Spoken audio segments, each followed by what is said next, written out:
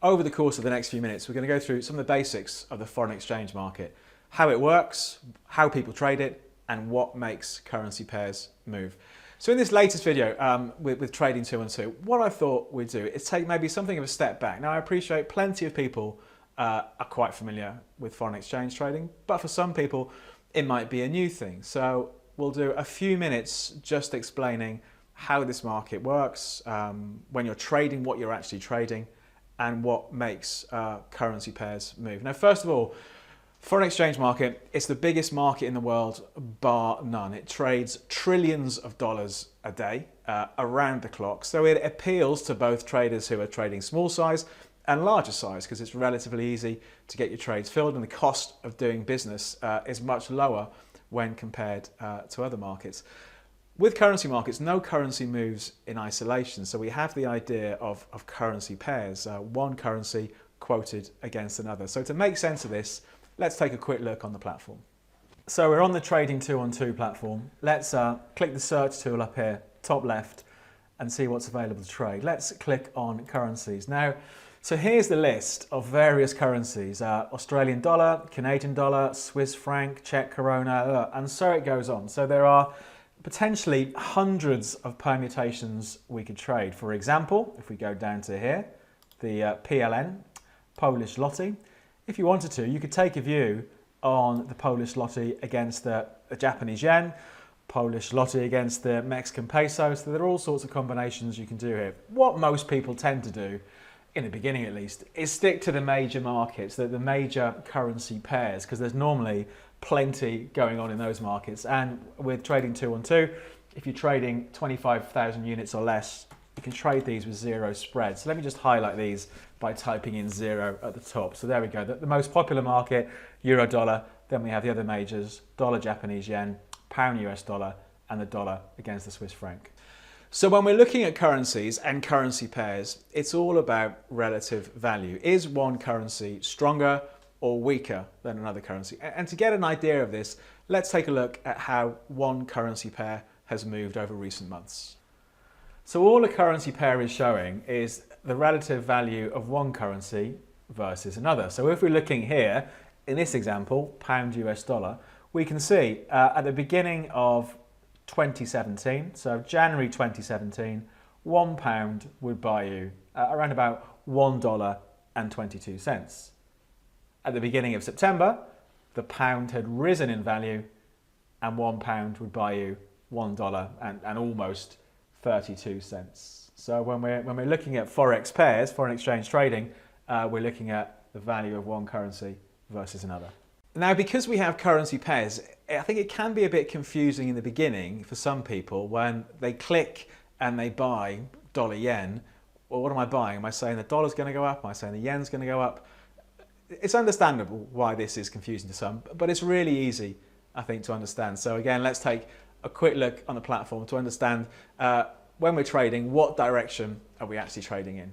When it comes to directional trading, it's really easy. Like I said, it can be a bit confusing for people in the beginning, but the way to remember, if you buy pound US dollar, it's the first quoted currency in the currency pair that you're buying and selling, buying or selling.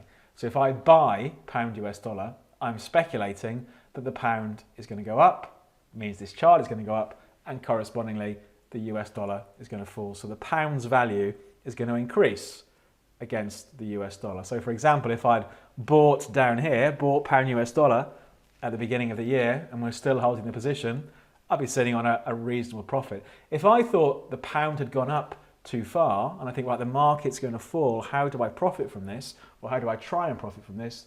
The way to do it, I would click on sell. I would sell pound against the US dollar. So I'm speculating the value of the pound is going to drop and this chart is going to turn lower. Okay, so that's the rule of thumb. When you're buying or selling, it's the first quoted currency that you're buying or selling against the other one. So if we sold the dollar against the Japanese yen, we're speculating that dollar yen is going to fall, so the dollar is going to fall and the yen is correspondingly going to rise.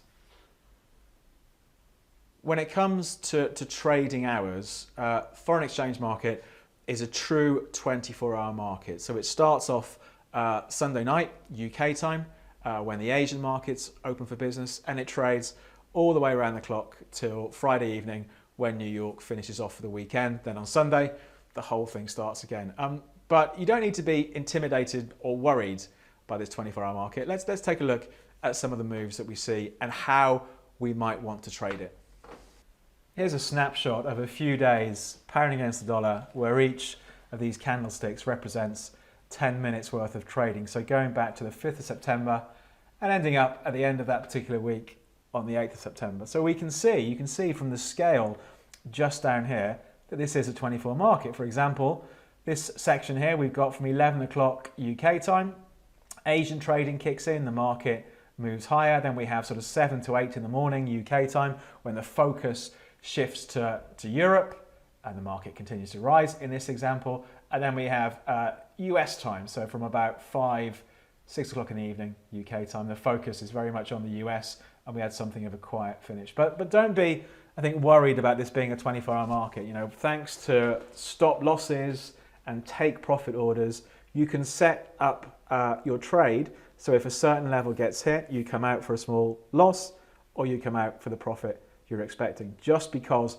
it's a 24-hour market, you don't need to watch these markets around the clock, sitting there in your pajamas with matchsticks holding your eyes open. You know, you can use orders to manage the risk for you.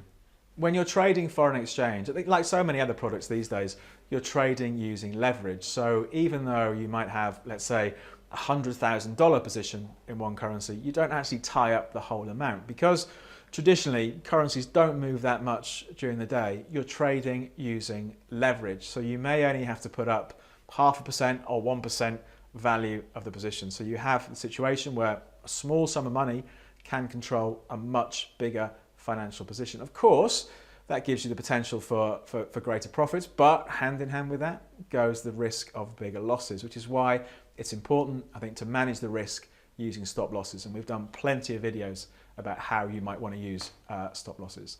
The last thing we might want to look at is what moves foreign exchange pairs. The short answer, and maybe not too helpful, is potentially everything can have an impact on the currency markets. You know, from things like interest rates, for example. If the interest rates in one country are higher than the interest rates in another country, that can make that currency appealing. But hand in hand with that, sometimes higher interest rates mean maybe a weaker economy, so that can make money flow the other way. Things like unemployment numbers have an impact as well. And as we've seen, you know, in the past sort of 12 to 18 months, political events can have an impact. The great example of that is the pound. You know, we've seen the pound very volatile since the referendum vote in June 2016. So all of these things can come together and affect the foreign exchange markets.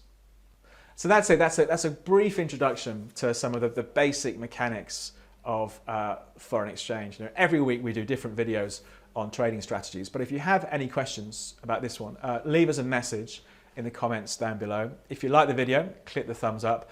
And as usual, to not miss out on any of the various videos that we send out during the week, if you click the subscribe button there, you'll get automatically notified when the next video goes up. But we'll bring things to an end. I hope you found it useful, and I hope you have a good trading week.